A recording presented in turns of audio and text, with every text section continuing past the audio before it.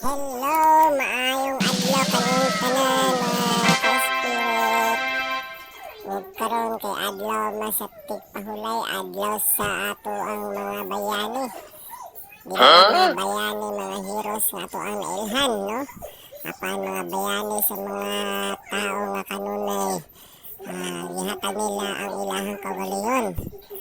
Diya sa paghatag panahon, oras nga ilahang kaugalingon.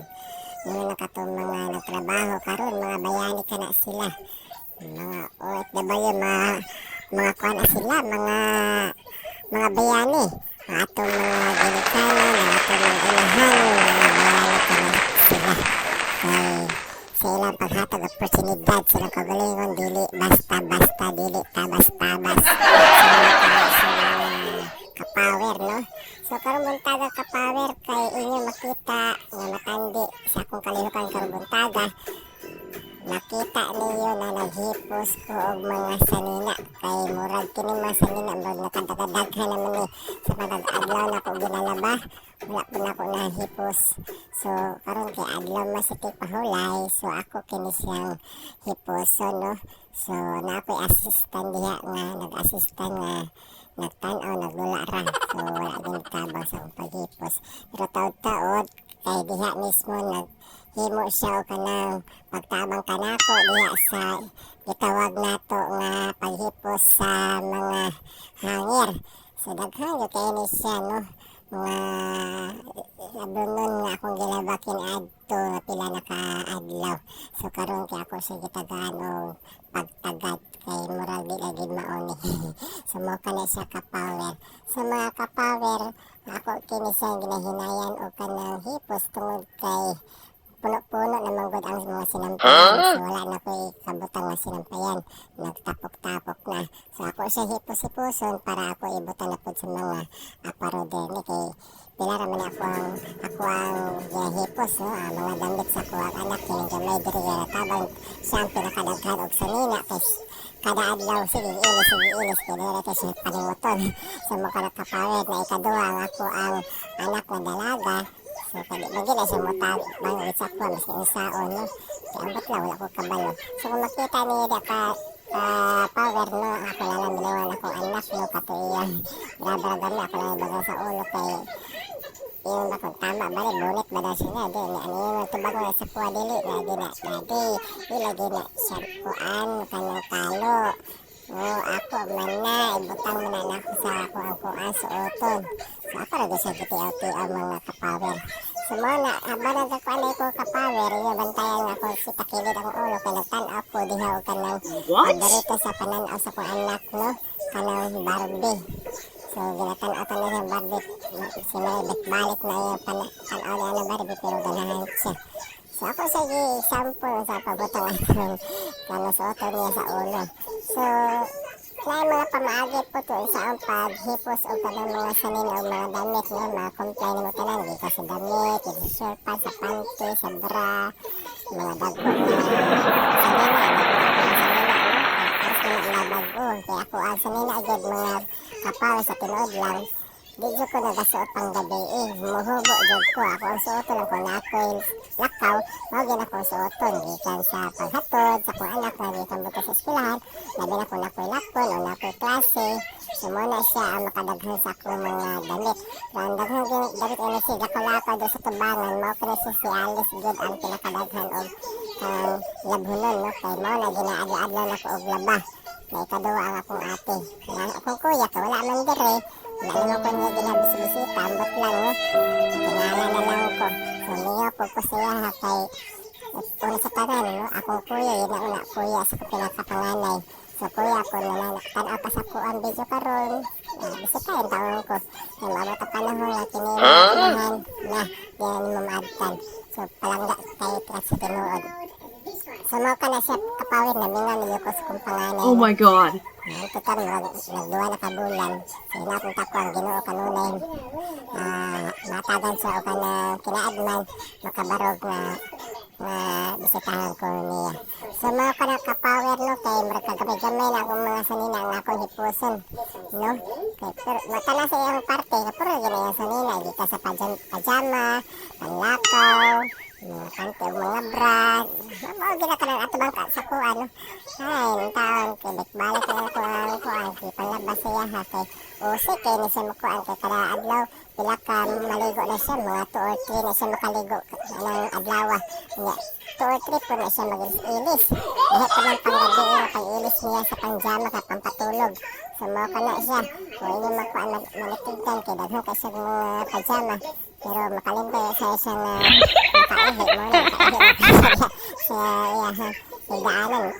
Apil ako iyan sa kuang kilid mo mabasa ko ako ang shirt ang mga kapower. So kapower kani atong adlaw sa ato ang holiday tagayon na to og kanang oportunidad no kaning oras no. Kanang mga trabaho ba nga angay na itong buhaton marag 24/7 man na siya. So tagan mo panahon sa paghipos, magwalis, sa pamaya diha no.